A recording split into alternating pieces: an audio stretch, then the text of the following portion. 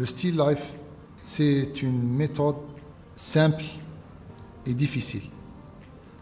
Simple parce que généralement on utilise des trucs très très simples, que ce soit des poteries, des fleurs, que ce soit des outils, n'importe quoi.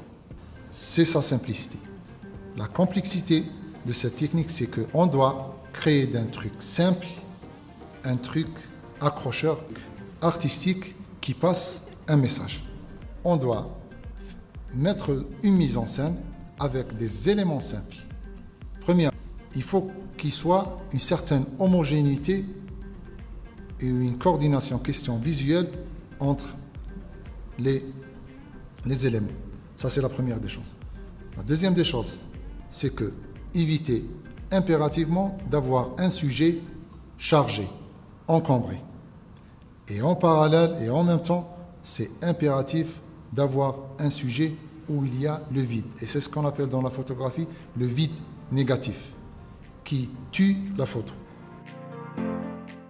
Il y a deux méthodes en ce qui concerne la lumière naturelle que tout le monde utilise et ça donne un très, très excellent rendu. Et il y a la lumière artificielle, que ce soit avec des lampes, du lightbox ou le flash. Comme notre cas, j'ai mis deux barrières pour provoquer un passage de lumière. Premièrement, créer le passage de lumière. Deuxièmement, faire un blocage sur le flash. Pourquoi ? Pour diminuer ou éviter que le flash va infecter la totalité de mon sujet et que la lumière soit dirigée uniquement sur le passage que j'ai laissé exprès pour créer une espèce de couloir. Question exposition, j'ai choisi une ouverture, une grande ouverture de 3,2, 3,5. Pourquoi ? Pour éviter d'inclure le deuxième plan dans mon sujet, parce qu'il y a du vide.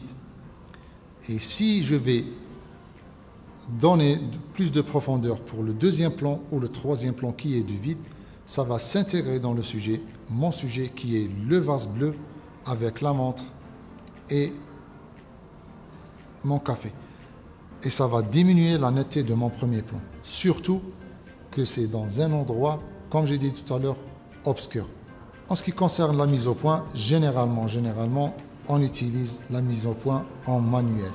On fait l'agrandissement sur le sujet principal ou le sujet majeur. On va mettre notre mise au point, régler notre mise au point et on laisse ensuite le travail va être plus facile que la mise au point avec le mode automatique. Le clair-obscur, c'est quoi ? C'est faire une mise en scène dans un endroit très obscur, très sombre, provoquer une seule source de lumière, que ce soit du côté, en face, du haut, en bas, et généralement, je ne dis pas impérativement, mais je parle de ma propre méthode, c'est à 80% j'utilise de côté. Et c'est ça le secret du clair-obscur. Éclaircir notre scène, nos éléments principaux, et laisser le reste en obscurité.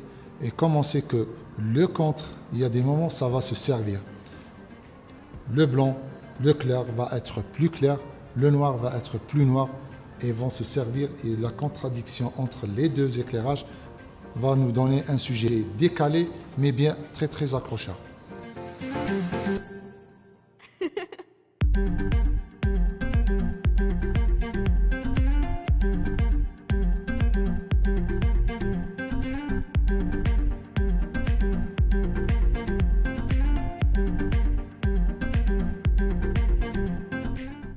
Généralement, on travaille dans le Lightbox avec des produits, comme vous savez, des petits produits que ça demande.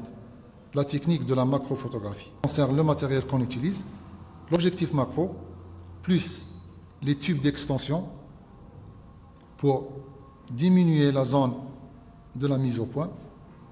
Troisièmement, il faut savoir un truc que dans la photo commerciale, il y a deux méthodes. Soit on utilise avec une lumière en continu, une lumière en discontinu. La lumière en discontinu veut dire le flash. Généralement, j'utilise les gants. C'est une manipulation directe du produit et automatiquement on va laisser les traces. Et la macro, puisque c'est de l'agrandissement total, on évite au maximum de laisser les traces sur les produits. En ce qui concerne la photo des bijoux, parlons question technique. L'exposition. Premièrement, l'ouverture. C'est impératif de fermer le maximum pour garantir une bonne profondeur de champ. Ça, c'est la première des choses. On ne peut pas travailler avec les 2.8 et prétendre d'avoir une bonne profondeur ou garantir la netteté dans l'ensemble du sujet. Ça, c'est la première des choses. La deuxième des choses, c'est l'ISO. L'ISO, généralement, on travaille à 100-200 parce que c'est un élément statique. C'est un élément statique qui ne bouge pas, où il n'y a pas un flou de mouvement. Je peux prolonger le montant de pause, il n'y a pas de problème. La troisième des choses, c'est que généralement, puisque la lumière elle est concentrée sur un petit sujet et on travaille sur la macrophotographie, généralement on travaille dans un endroit où il y a l'obscurité totale. Pour la chose, l'essentiel c'est que éviter d'avoir une lumière intrus qui infecte le produit. Le focus stacking qui consiste à quoi? C'est de se focaliser sur une certaine zone,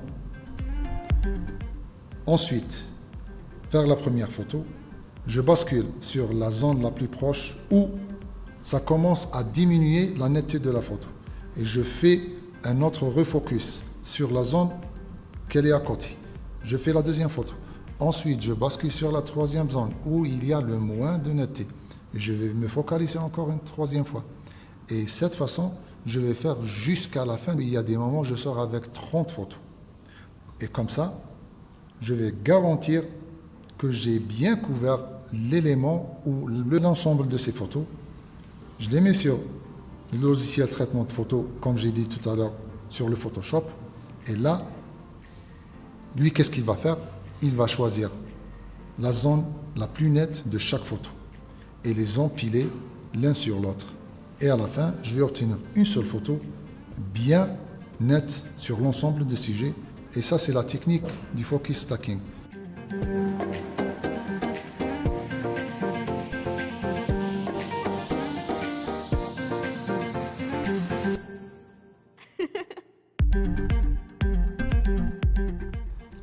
Le splash photographie, c'est une technique adorée par tout le monde. Question exposition. Premièrement, la vitesse. Puisqu'il s'agit de capturer un mouvement, c'est impératif de régler la vitesse. Ça permet de pousser ma vitesse d'obturation. Puisque je vais en train de figer un mouvement, c'est impératif d'avoir une certaine vitesse très très poussée. Ça peut être à 160 ou 200. Maintenant, question exposition. Moi, généralement, je l'utilise avec une lumière naturelle et une lumière discontinue. Pourquoi une lumière naturelle? En ce qui concerne le diaph ou notre profondeur de champ, c'est à vous de voir. Si vous voulez détacher le premier plan sur votre deuxième plan, c'est impératif d'ouvrir votre diaph au maximum. Ça veut dire mettre un petit chiffre. Vous pouvez travailler à 2,8, vous pouvez travailler à 3,5. Je ne dois pas dépasser le high speed synchro. C'est ce qu'on appelle la vitesse maximum de la capture de mon rideau en ce qui concerne le flash. Tout dépend du boîtier.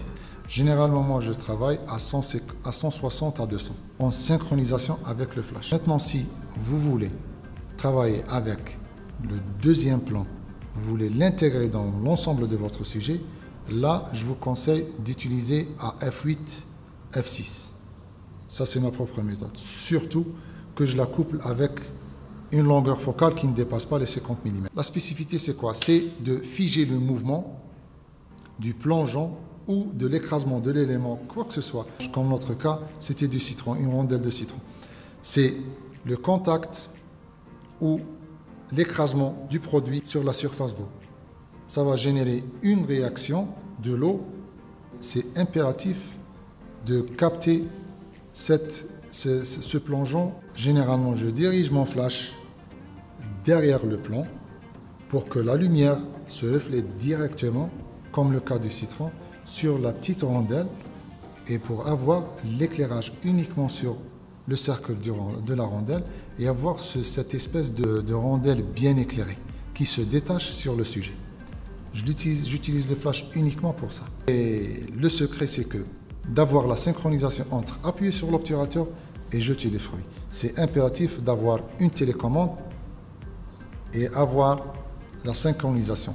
Bien sûr que vous n'allez pas réussir dès le premier shoot. C'est pas le deuxième shoot ou le troisième shoot. Ça peut aller et ça peut dépasser les cinquantaines ou les soixantaines. Et là, vous allez choisir le meilleur plongeon qui a le plus d'effet, qui a le plus d'éclat, des gouttelettes.